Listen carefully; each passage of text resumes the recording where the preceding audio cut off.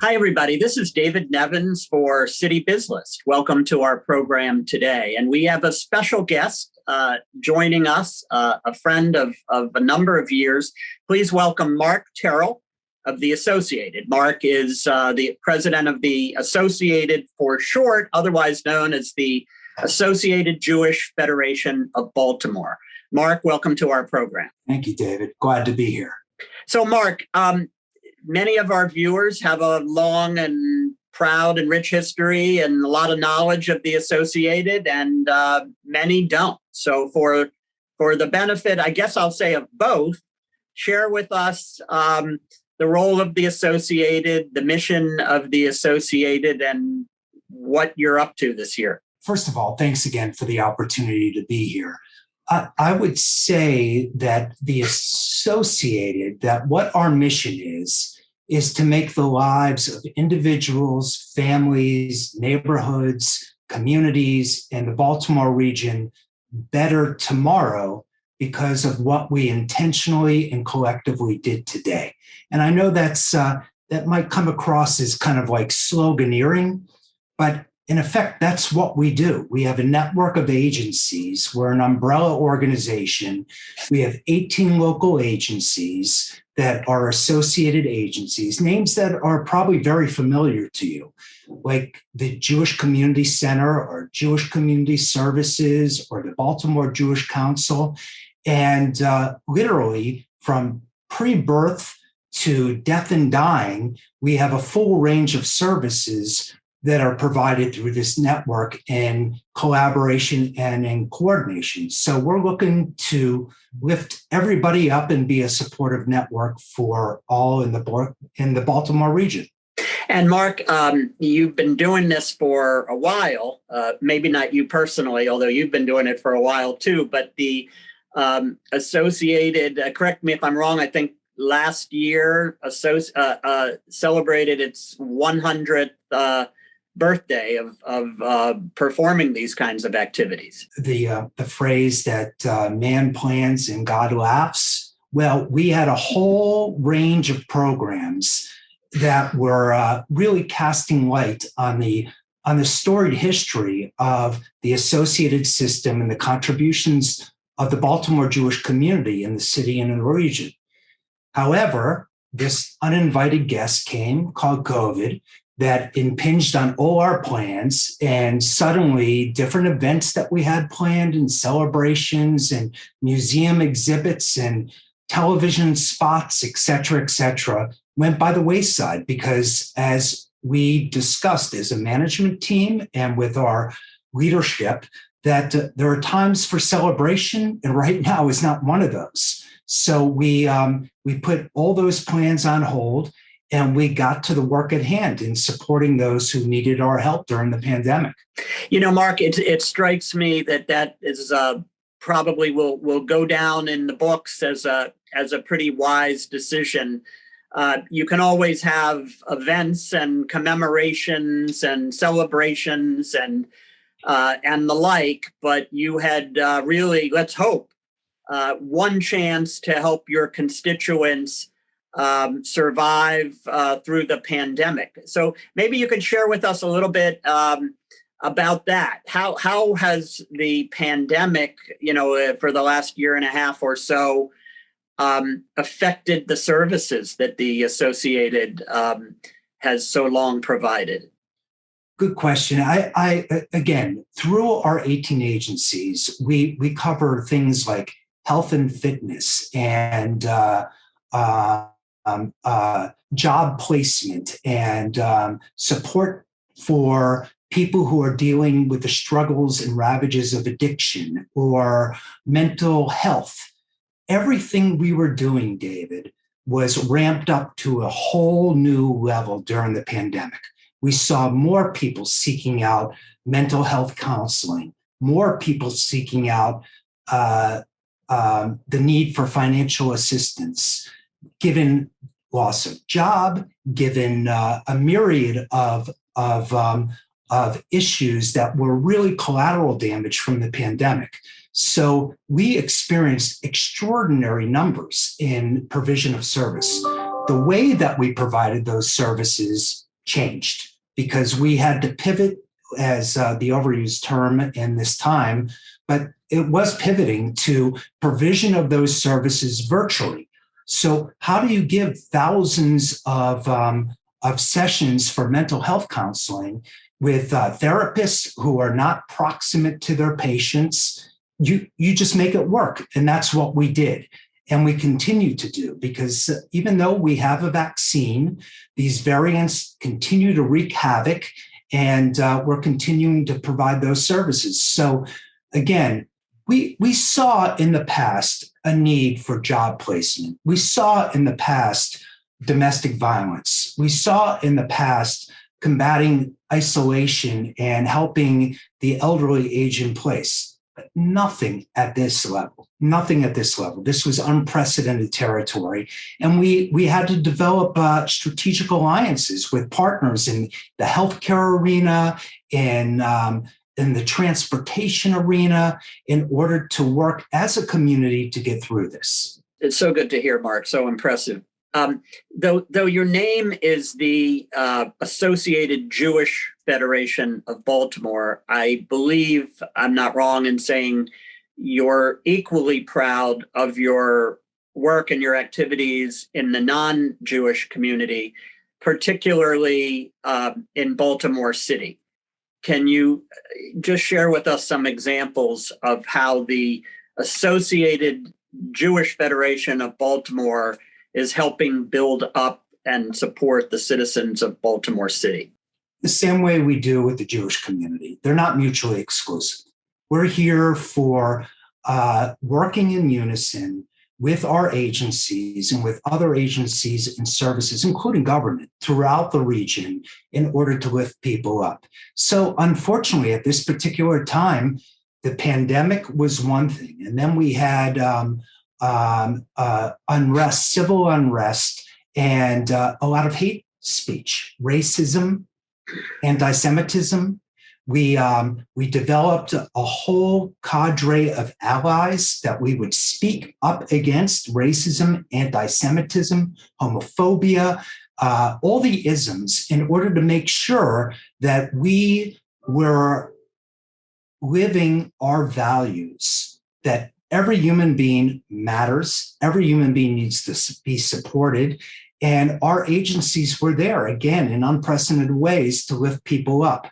So we live in Baltimore. We have a long history in Baltimore. Many of the institutions that have really been venerable and important institutions throughout the city and region were led by members of the Jewish community, and many that weren't. But we worked together in unison in making this community the best that it possibly can be to live in, the whole Baltimore region. Yeah, and for sure, indeed you do. Marc, I know of the agencies that are under your umbrella. Obviously, they all have significant staffs to do some of the work, but I think it's probably accurate to say that the size of your volunteer numbers and volunteer leadership dwarfs the size of your respective staffs of your agencies. Talk about the importance of volunteerism, both in terms of the work of the Associated and more generally, just in terms of the overall work that important nonprofits such as yours perform. I would say, and I've said this many times, really the secret sauce of why the Associated is able to have the reach and the viability and the efficacy and the utility we do is because of the army of volunteers that we have. We have a relatively small staff. As a matter of fact, we're rated at the highest by GuideStar and by Charity Navigator for the percentage of money that goes directly to recipients of service. We have a responsible staff and a representative staff, but the thousands of volunteers are really the difference maker. So the emphasis is really sharing of treasure. both of time and resources. So if people have a few hours to give, whether it's cleaning up a stream in the city or helping to provide financial acumen to build capacity of a particular agency, or working on refinement of service delivery for a certain population, we need you and we need your expertise. So that really has been a difference maker for us. And I would say this, David, during this incredible time, when you turn on the news and there's so much strife locally, nationally, internationally, the whole emphasis of giving back and caring about the world beyond your own front door is such an important imperative that none of us, I believe, have the luxury of saying that we're too busy. We need people to be involved. And that's not just in the associated system. That's throughout. That this can't be left alone to government. It can't be left alone to an individual agency or a collection of agencies. Whatever your passion, pursue it, because we need you now. The world needs, and this is not, again, this is not sloganeering or being dramatic. This is real. All you have to do is read the newspaper or watch the news. And the way that these agenda items move is because of people making it happen. So I guess we have been blessed with thousands of volunteers. Again, unprecedented levels of volunteers who are giving time and treasure to make sure that we're making, again, back to my initial statement, the world a better place tomorrow because of what we did today. Yeah, incredibly well put, Mark. Speak for a second to the just the richness and the importance in I don't want to say in Baltimore history, but in Baltimore and in Maryland of the survival and the well-being of the Jewish community. And we have, you mentioned the JCC, which I know serves as probably as many non-Jews as it serves Jews in many forms. And we have all of these wonderful communities, of course, Pikesville, and then elder communities, North Oaks that you and I have discussed, and myriad others. Despite the fact that there's very sadly a rise in anti-Semitism, along with the rise of and the visibility of racism, just sort of speak to the Jewish community in Baltimore and what that has meant and means to you as a leader of that community. It probably goes without saying. I believe deeply in Jewish values and its emphasis on community and on the value and dignity of human life. And it's not that we have in the Jewish community a monopoly on that. Others share that. So, but I care deeply about our traditions and about our literature and our heritage and our memory. And that's important in instilling in our children and in our children's children. So we place a great deal of emphasis on education and on development of Jewish leaders and in development and sustenance of the Jewish community. Now, that's not at the exclusion of being part of the greater world, but this is it's a certain religion, it's a certain way of thinking, it's certain values, and the associated system lives that each and every day. Again, it's not unique. Other faith-based organizations have that, and other organizations have that. And I think at the core of what we do is just the value of civility, of dignity, of respect, of the importance of human life and how we work together to make the world a better place. And again, that is at the core of who we are. And I would assume you would agree, and you know more about this than I do for sure, but the Baltimore Jewish community is really among the nation's most vibrant and memorable and active. I did not grow up in Baltimore. The attraction for me to come to Baltimore, I grew up in South Florida, and people said, you're going in the wrong direction. You're going north and cold. You should be going down there. Was that I kept on hearing about this organized Jewish community in Baltimore, Maryland, which listeners should know that when you talk about community organization, philanthropic giving and support, Baltimore is, depending on who you're speaking to, is perennially in the top three. The allure for me was the opportunity at the Associated and the quality of the leadership and the experience and the civic pride that Baltimore in general, but the Jewish community in particular has, and its commitment to this place we call Baltimore. So it's very much become home to myself and to my family. And you think over time, the types of things that have been generated in the history of the associated system, and just the unbelievable commitment and leadership over a century.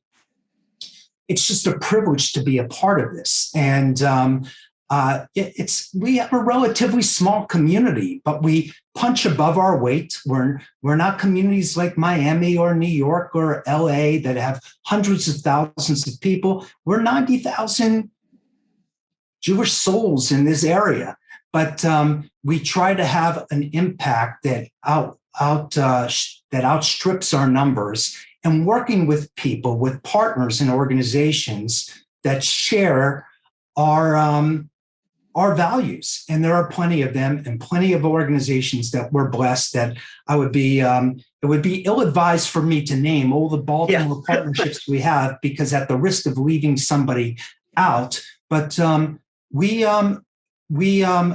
are, this is our home, and we will fight every day to make Baltimore the place that that we all hope and believe it can be. And it's a great place to raise a family and to live and work. And we're just proud to call it home. Well, Marc, thank you for that. You put it beautifully. And thank you for your work on behalf of Baltimore, your work on behalf of the Baltimore Jewish community. And so let me ask you just lastly, for our viewers, Jewish, non-Jewish, and alike, how do they reach out to you? How do they learn more about the work of the Associated? How do they get involved if they're so inclined? Well, first of all, we welcome everybody. And as I say to our leadership all the time, that hopes and dreams without the human and financial resources are delusions. So if you can give time, give time. If you can give money, give money. If you can give both, fabulous. If you need help, call on us. And we're here. I guess one of the best ways to access us at this particular time is our website, which is www.associated.org. And we welcome you. We want you to be involved as a volunteer, as a donor, as hopefully an eventual leader. And we're doing a lot of good things, and a lot more needs to be done. So whether, as I said, whether it's the Associated or an organization that you've just been thinking about for a while, but haven't necessarily picked up the phone or clicked on that link, please do it now, because the world needs you. And that's not being dramatic. Very well put, Marc. And I would, I think I can say I'm in the marketing business.